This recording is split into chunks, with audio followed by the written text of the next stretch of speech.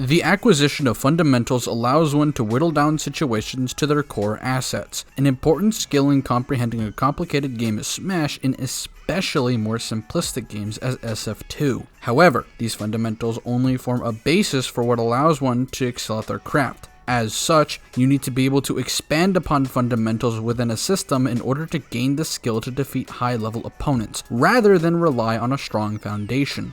The idea that fundamentals carry you to victory shows a misunderstanding of what fundamentals actually accomplish.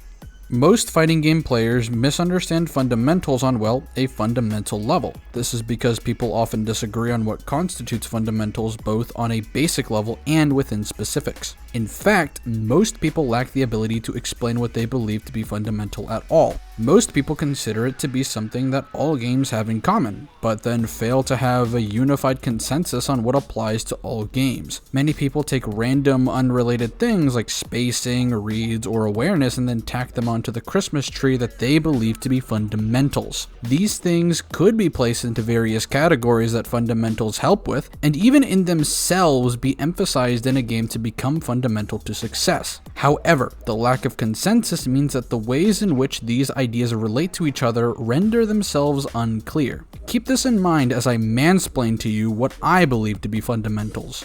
At the very core of it, fundamentals are what can be applied to just about anything. Every situation, in every matchup, in every 1v1 game. This is an extremely tight definition of fundamentals, but the definition of what they are should be tight, because by definition, a fundamental is just an essential or necessary part of a system. The fundamentals of fighting games do not require system mechanics to work. If we were to consider something like spacing as fundamental, we would be ignoring the fact that it is extremely dependent on game, matchup, situation, or even controller. We cannot just add things to what we believe to be fundamentals like ornaments on a Christmas tree as stated earlier. Rather, we must treat fundamentals as the base of that Christmas tree, and where all of these other concepts branch off when learning a new game, character, etc. The ability to recognize patterns exemplifies this idea best. Within any given match, many different patterns show themselves, and to see those patterns necessitates fundamentals.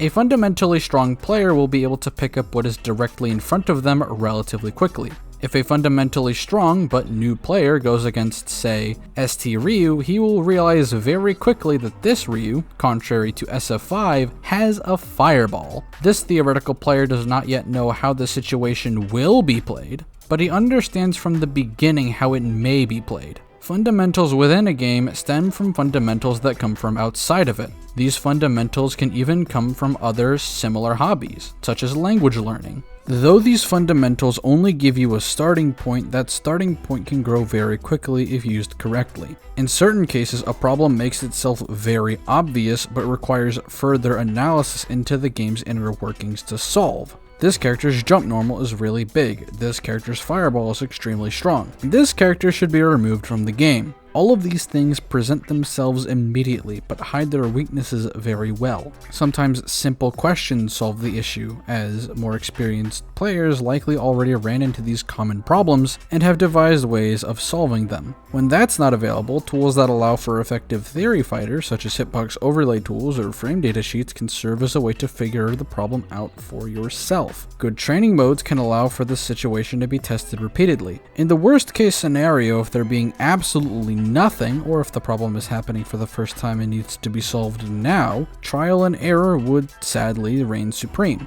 Once you develop better knowledge of what beats what in a game, it becomes significantly easier to find solutions, as those solutions tend to transfer well in similar situations. The knowledge that Dhalsim's down back medium kick can anti-air all of Cammy's jump normals might lead one to attempt this same anti-air against other characters who are a massive pain in the balls to anti-air, like Chun-Li or Yahanda. Sometimes it doesn't apply, but the times it does are thanks in large part to the experience against Cammy giving you the idea. Furthermore, solving one problem opens the doors to find others. Even after finding the solution to Blanca's false god, you may still find it difficult to properly anti-air a smart Blanca. However, Now that you know your answers better, you can better formulate how you can get into a position to use those answers. Learning to anti a stupid Blanca, in a sense, gave you the ability to analyze a smart one. Fundamentals did not directly lead into any of these solutions. They simply led to the questions that needed to be answered, which in turn turned into the answer through the acquisition of knowledge.